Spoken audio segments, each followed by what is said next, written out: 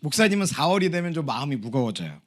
왜냐하면 4월 16일에 세월호 사건이 떠오르기 때문이에요.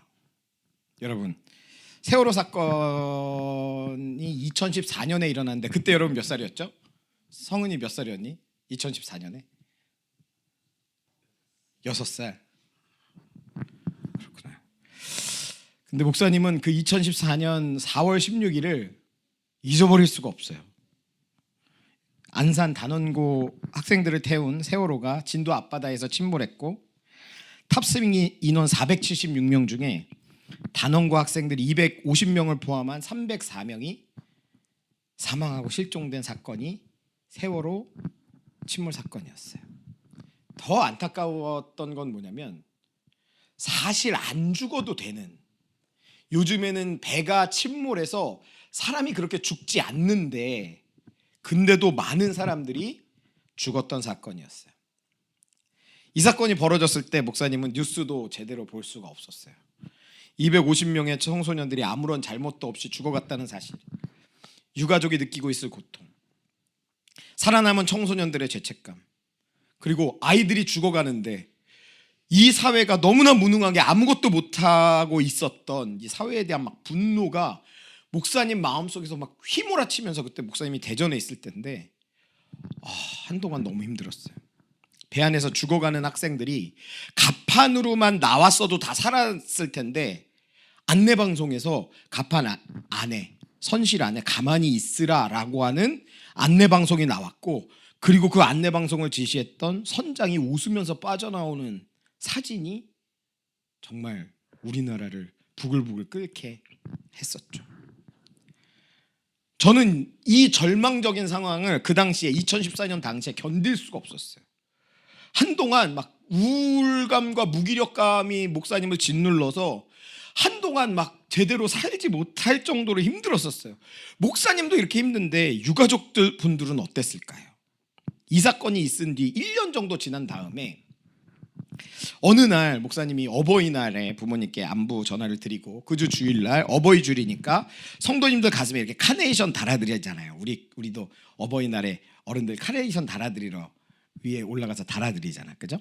근데 카네이션을 달았는데 갑자기 찬양인도 하려고 이렇게 딱 섰는데 카네이션을 가슴에 단 성도님들을 보고 갑자기 눈앞이 캄캄해지는 것 같은 거야. 왜냐면 세월호 사건으로 자녀를 잃어버린 부모님들은 지금 그 가슴에 꽃을 달아드릴 자녀가 잊었구나, 세월호와 함께 침몰했구나, 이런 생각이 들면서 찬양인도를 해야 되는데 눈앞이 캄캄해지는 경험을 했던 적이 있어요. 여러분, 깊은 좌절과 절망이 닥쳐오면 눈앞이 캄캄해지는 것 같아요. 우리 아까 뒤에서 나눔할 때 언제 눈앞이 캄캄해지냐 그랬더니 내일 시험 보는데 내일이 되면 눈앞이 캄캄해질 것 같아요. 깊은 절망이, 내가 시험 공부를 열심히 하지 못해서 이 시험지를 받았을 때 내가 아는 문제가 없을 때 막 눈앞이 캄캄해질 수 있잖아요, 그죠? 실제로도 눈앞이 캄캄해진다고도 해요. 우리가 심리적으로 너무나 큰 스트레스를 받고 심리적으로 큰 고통을 받으면 실제로 눈앞이 캄캄해지기도 하지만 심리적으로, 마음속으로도 그렇게 눈앞이 캄캄해지는 상태를 맞이한대요. 그걸 심리학적인 용어로 뭐라고 하냐면 터널 시야라고 부른대. 터널 시야. 큰 상처를 입었을 때, 실패를 경험했을 때 내 눈에 뭐만 보이냐면 부정적인 상황과 절망적인 증거들만 눈에 보이는 거야. 난 큰일 났어, 난 망했어, 난 이제 어떻게, 나 같은 놈은 죽어야 돼, 막 이런 것들만 눈에 보이는 거예요. 그리고 오늘 성경 속에 막달라 마리아도 그랬어요. 우리 14절 말씀 같이 한번 읽어보겠습니다. 14절 시작. 이 말을 하고 뒤로 돌이켜 예수께서 서 계신 것을 보았으나 예수이신 줄은 알지 못하더라. 마리아는요, 예수님이 돌아가시고 무덤에 들어가신 지 3일째 되는 날, 안식일이 지나고 그 다음날 새벽에 무덤으로 올라왔어요. 그리고 무덤 밖에서 펑펑펑펑 울고 있는 거예요. 왜 울고 있었냐? 오늘 이 마리아는 예수님의 무덤이 비어있는 것과 예수님이 그 안에 계시지 않는 그 사실을 보고 나서 펑펑펑 울고 있는 거예요. 그리고 나서 예수님이, 부활하신 예수님이 마리아를 찾아왔는데 마리아는 예수님을 알아보지 못해요. 왜일까? 지금 마리아의 눈에는 뭐만 보이고 있냐면 죽음밖에 보이지 않는 거예요. 죽음. 마리아는 온통 무덤, 죽음, 시체 이런 것들만 마음속에 가득했던 거예요. 온 마음을 다하고 사랑했던, 따르던 예수님이 십자가에 못 박혀 돌아가신 그 순간부터 마리아의 마음에는 절망만 가득했다는 거예요. 죽음만 가득했다는 거예요. 여러분, 정말 신기한 건요, 오늘 우리가 읽은 성경 앞쪽에 보면 마리아가 무덤을 딱 봤는데 무덤 안에 누가 있었대요? 천사들이 있었대요. 그리고 그 천사들이 이 마리아랑 대화까지 했다는 거예요. 여러분, 천사를 만나면 놀랍잖아요. 하나님의 천사인데 기적을 본 거잖아요. 근데 그 기적을 목격했음에도 불구하고, 천사를 만났음에도 불구하고 지금 마리아의 눈에는 뭐만 보이는 거예요? 죽음만, 절망만, 예수님의 시체가 없어졌다는 것만 보이는 거예요. 아까 목사님이 얘기했던 것처럼 눈앞이 캄캄했던 거죠. 마리아가 터널시아가 돼서 죽음만, 절망만 보게 된 거죠. 그래서 우리가요, 실패와 좌절, 절망에 빠져버리면 우리는요, 스스로 그 좌절로부터 빠져나오기가 어려워요. 우리의 시선이 절망에 딱 붙들려서 고개를 돌리기가 어려워요. 터널 시야가 돼요. 왜냐하면 실패와 절망이 죽음과 연결되어 있기 때문이에요. 목사님이랑 지난 비움의 예배 나누면서 지옥에 대해서 나눴는데, 지옥이 어떤 곳이라 그랬죠? 하나님이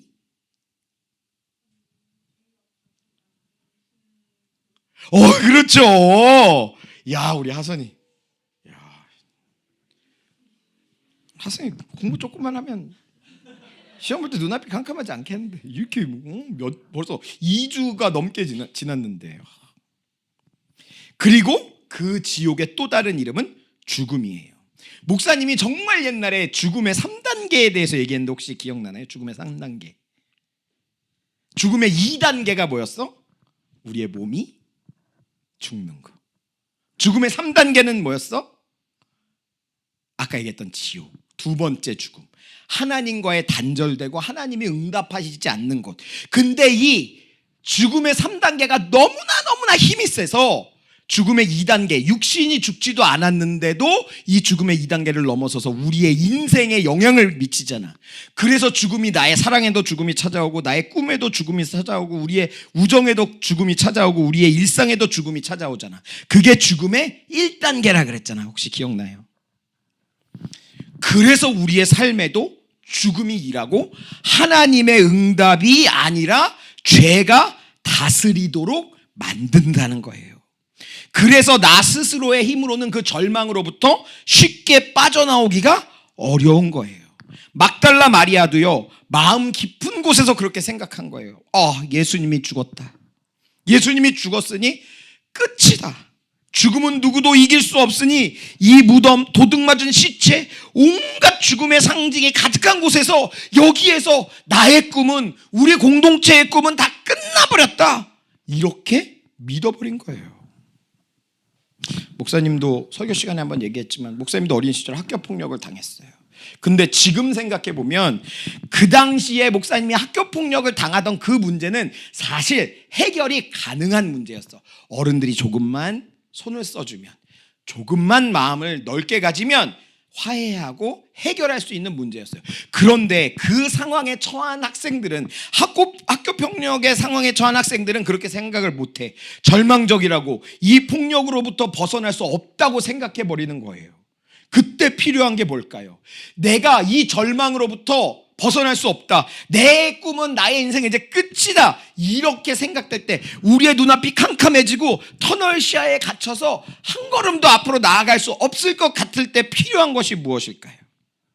오늘 그렇게 큰 고통과 절망 속에 있던 막달라 마리아는 한 음성을 들어요. 우리 16절 말씀 같이 한번 읽어보겠습니다. 16절 시작. 예수께서 마리아야 하시거늘 마리아가 돌이켜 히브리 말로 라보니 하니, 이는 선생님이라는 말이라. 마리아는요, 자신을 부르시는 예수님의 음성을 들어요. 예수님이 마리아야 라고 그녀의 이름을 부르자 마리아는 그제서야 예수님을 알아본다는 거예요. 여러분, 죽음의 절망이 우리에게 찾아오면요, 우리는 무의미한 존재가 돼버려요. 세월호의 유가족들이 내 자녀를 잃어버렸으니, 그 자녀를 지키지 못하였으니 부모로서 나는 무의미한 존재야. 나의 친구를 잃어버렸으니 나는 친구로서, 살아남은 나는 친구로서 무가치한 존재야 라고 생각했을 거예요. 폭력을 당하는 나는 폭력을 행사하는 아이들보다 낮은 존재야, 비굴한 존재야, 저급한 존재야 라고 생각하게 되고요, 성적이 떨어지고 시험을 망치게 된다면 나는 루저야, 실패자야, 패배자야 라고 생각하게 되는 경우들도 있다는 거예요. 스스로에게 절망의 낙인을 찍어버리는 거예요. 그런데 그런 고통 속에 있는 우리들에게 예수님은 어떻게 하신다는 거예요? 우리의 이름을 불러주신다는 거예요. 세상은 우리에게 나고자라는 말, 무가치한 존재라는 말, 그러한 절망의 낙인을 찍지만 그것과 상관없이 그것을 모두 끝장내고 예수님은 그 절망의 시간에 내 이름을 불러주신다는 거예요. 예수님이 내 이름을 부르신다는 것에는 두 가지 의미가 있어요. 하나는 나를 위해 십자가를 지고 죽으실 정도로, 목숨을 다 내놓으실 정도로 나를 사랑하시는 분이 부르시는 내 이름, 그런 의미예요. 나를 정말 사랑하는 사람이 나를 부르면요, 그 이름은 노래처럼 들려요. 목사님도 한창 뜨겁게 연애할 때 한 번은 여자친구가 오빠 하고 불렀는데 그 말이, 아 왜 승아야, 목사님이 연애했다는 말을 믿을 수가 없어? 꽤 오래전이지만 목사님도 그런 시절이 있었어요. 오빠 하고 부르는데 어느 날 그 말이 너무 좋은 거야. 한 번만 더 불러줘. 한 번만 더. 한 전화통화로 한 100번 넘게 그 말을 들었던 것 같아. 근데 걔도 참 대단하지. 100번을 요청했는데 100번을 다 불러주는. 근데 그렇다는 거예요. 그 사랑하는 사람이 나를 불러주는 그 부름을 들었을 때 나는요, 나의 존재와 의미가 충만해지는 걸 느낀다고요. 그런데 나를 얼만큼 사랑해? 그 목숨을 버릴 만큼 사랑하는 분이, 그것도 하나님의 아들이신 분이 나의 이름을 불러주었을 때 그 이름이요, 나를 정말 소중하고 의미 있고 가치 있게 만든다는 거예요. 그리고 예수님이 나의 이름을 불러주셨다는 또 다른 하나의 이름은, 그 예수님이 나의 이름을 생명책에 기록하셨다라는 뜻이에요. 내 이름은 예수님으로 인해서 생명책에 기록되었고, 내가 하나님의 자녀로서 결코 변하지 않는 하나님의 마음에 내 이름이 새겨졌다라는 뜻이에요. 그러니 죽음 따위가, 죄 따위가 나를 어찌할 수 없다는 거예요. 절망 따위가, 지옥 따위가 나를 어찌할 수 없다는 거예요. 찬양 그 사랑의 후렴 가사처럼 죽음도 생명도 천사도 하늘의 어떤 권세도 끊을 수 없는 영원한 예수님의 그 사랑 속에 내가 들어갔다라고 확정하시는 게 예수님이 내 이름을 부르신다는 거예요. 사랑하는 청소년부 친구들, 꼭 기억했으면 좋겠어. 나의 삶의 밖에서 내 이름을 부르는 분이 있다는 걸 기억했으면 좋겠어. 절망적인 상황과 온갖 부정적인, 나를 향한 온갖 부정적인 말들 그 너머에서 우리를 부르시는 예수님이 있다는 사실을 믿으시기 바래요. 오늘 우리가 사는 시간이요, 죽음과 무덤이 가득한 절망의 시간일지도 몰라요. 어쩌면 그냥 나의 하루는 아침에 일어나서 밥 먹고 학교 가고 공부하고 시험 보고 친구들이랑 놀고 게임하고 자고 다시 일어나서 학교 가는 그런 일상이 전부라고 생각할지 몰라요. 그 가운데 친구들과 함께하는 시간이 소소하게 좋고 행복하니까 그래, 나는 그런 일상이면 충분해 라고 생각할지 모르지만, 여러분 그렇게 생각하면 안 돼요. 그 일상이 깨지고 내 인생의 죽음의 그림자가 드리우는 그 순간이 오면 우리는 너무나 쉽게 무너지고 너무나 쉽게 좌절한다는 거예요. 그렇지만 여러분, 나의 한계 너머에, 나의 아픔 너머에, 나의 실패 너머에, 나의 죽음과 절망 너머에 진정한 생명, 영원한 생명을 가지고 우리를 부르시는 부활의 예수님이 있음을 우리가 믿는다면, 그래서 나의 이름을 부르시는 그 사랑하는 예수님의 음성에 응답할 수만 있다면, 어떤 절망이 나를 찾아와도, 어떤 죽음의 그림자가 나를 덮쳐와도 나는 거기에서 좌절하고 무너지고 쓰러져서 죽는 게 아니라 하나님이 나에게 주신 생명과 천국을 살아가게 될 줄 믿습니다.